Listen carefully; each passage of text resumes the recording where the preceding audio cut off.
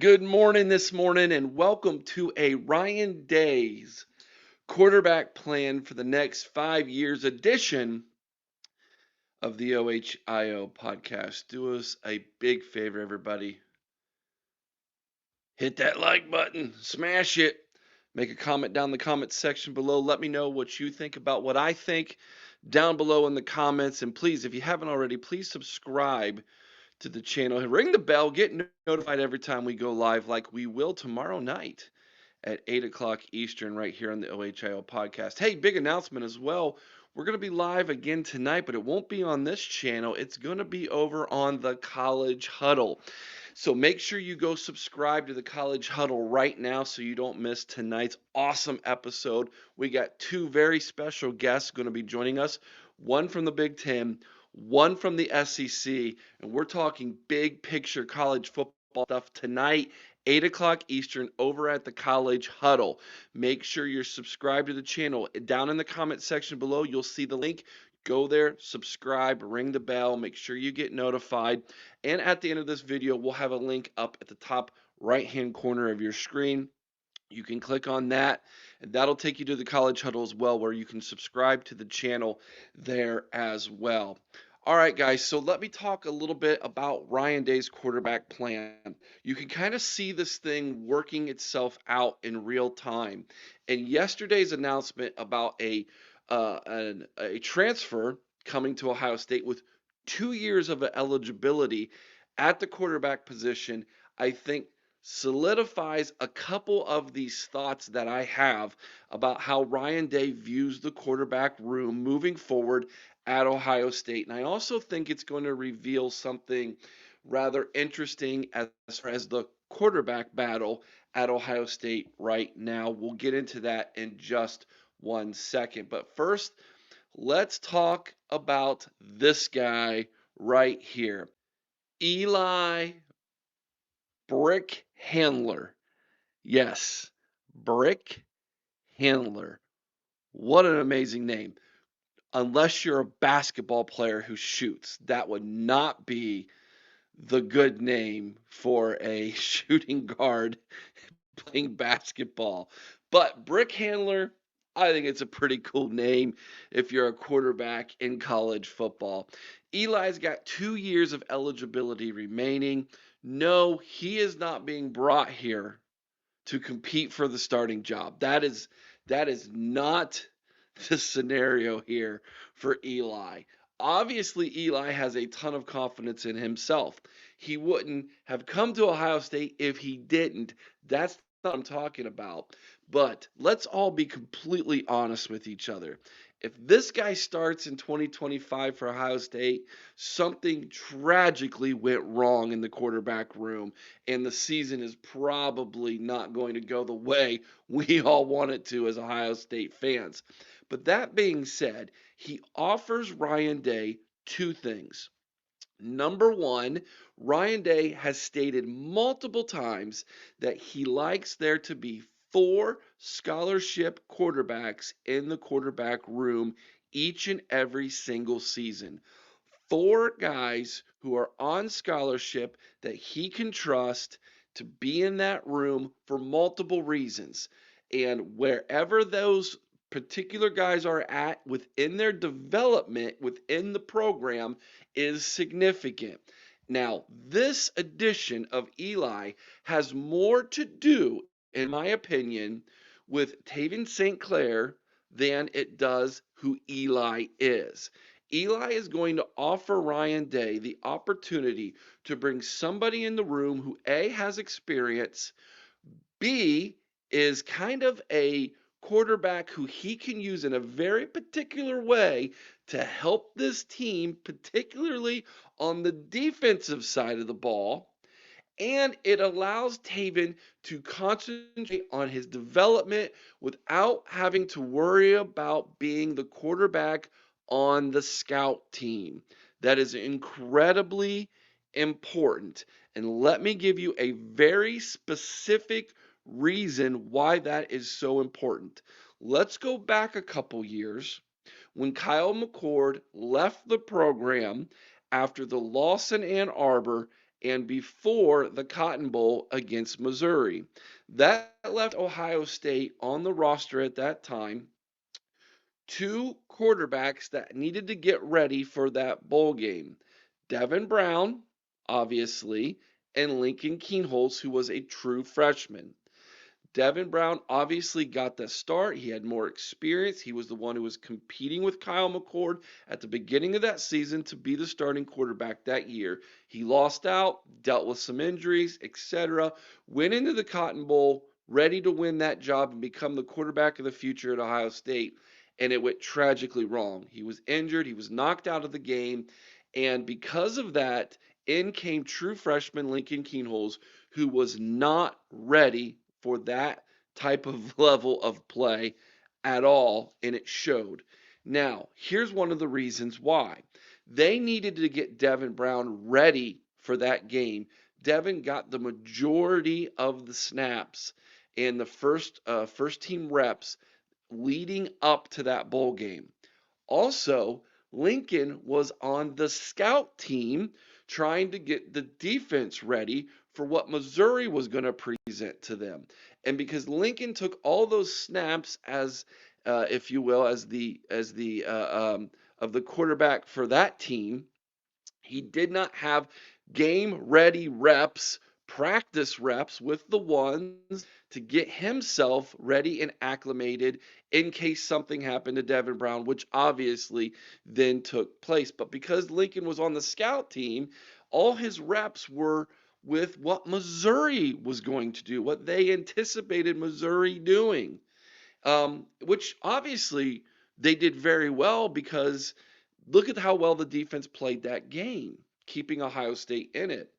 But my point is this: Ryan does not want to find himself in a similar situation where, if for some reason at the end of the season there is an injury to your starting quarterback, you have another quarterback leave who goes to the transfer portal, and you have a true freshman sitting there in Taven St. Clair who's not ready to go because he's been spending all his time on the scout team, and it has paused or subverted his development because he's spending that time trying to be the quarterback of the other team, getting the defense ready.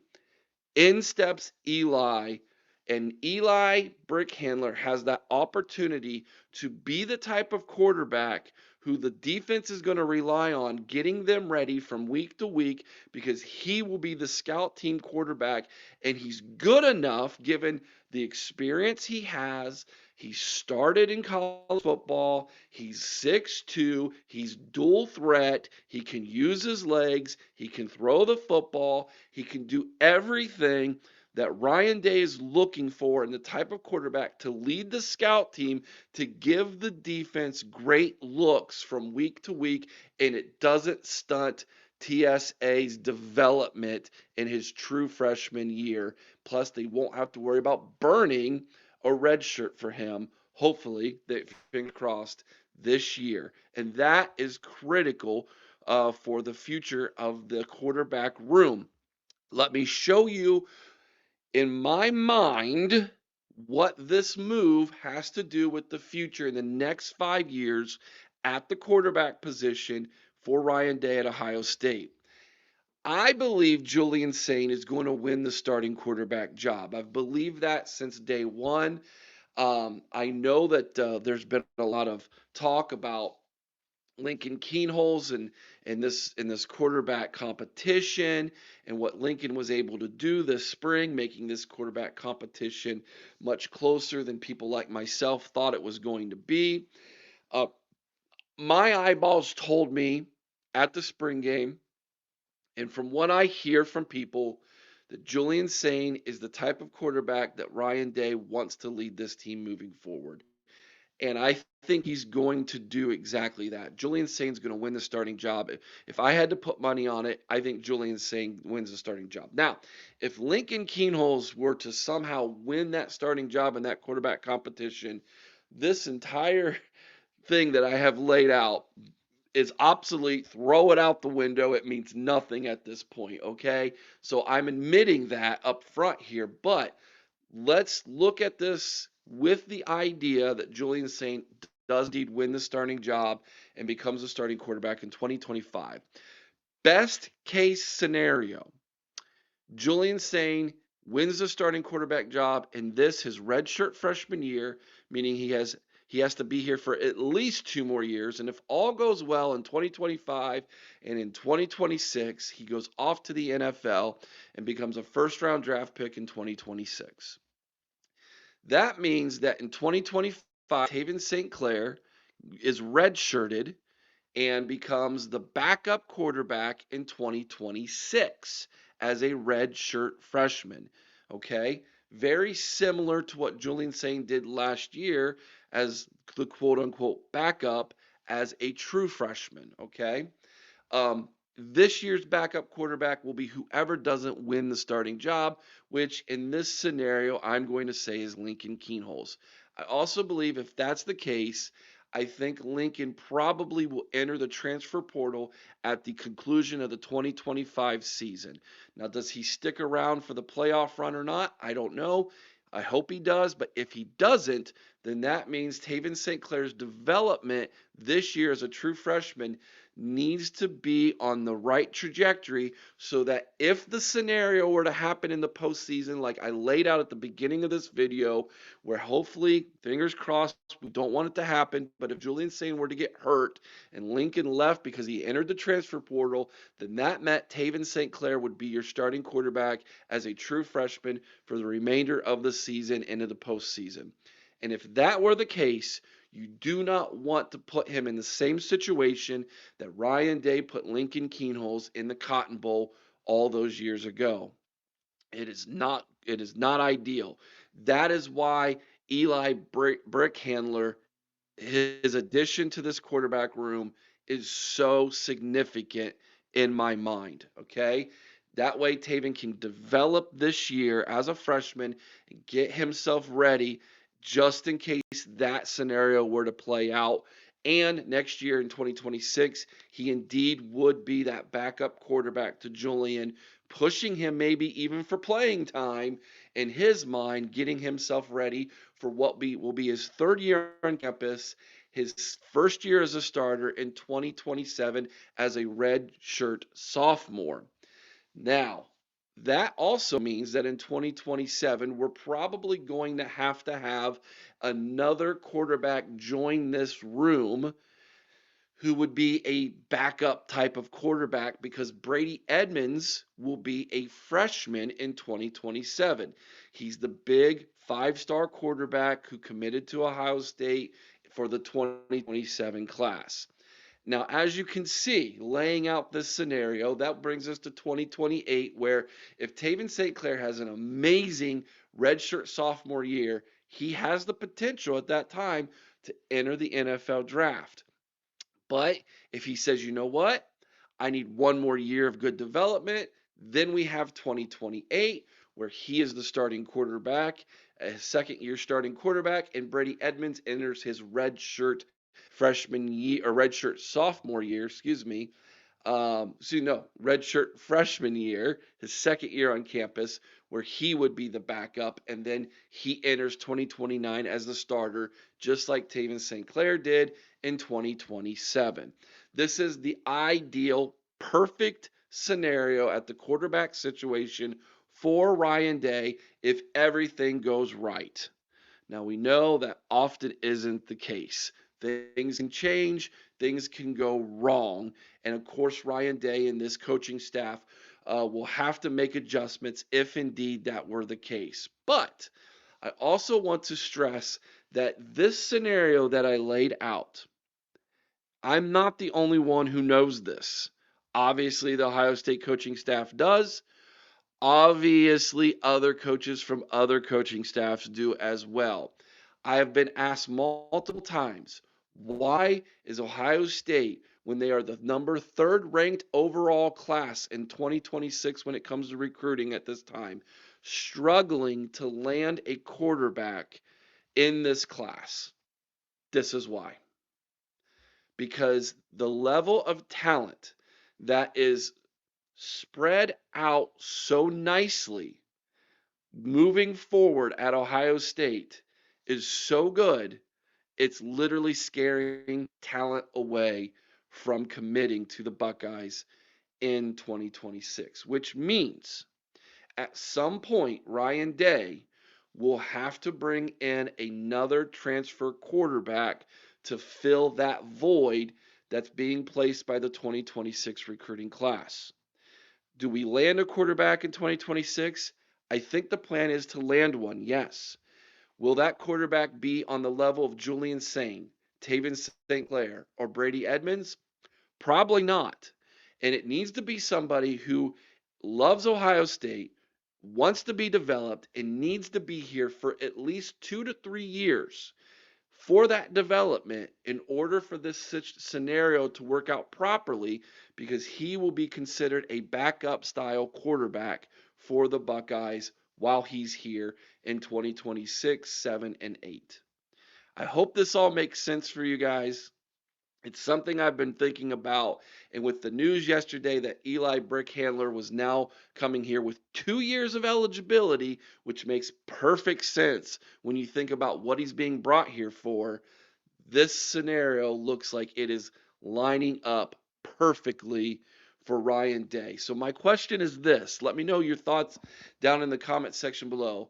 How many national championships do you see as a possibility for Ohio State if this scenario plays out perfectly for Ryan Day beginning in 2025 and going through 2029? Let me know what you think down in the comments section below.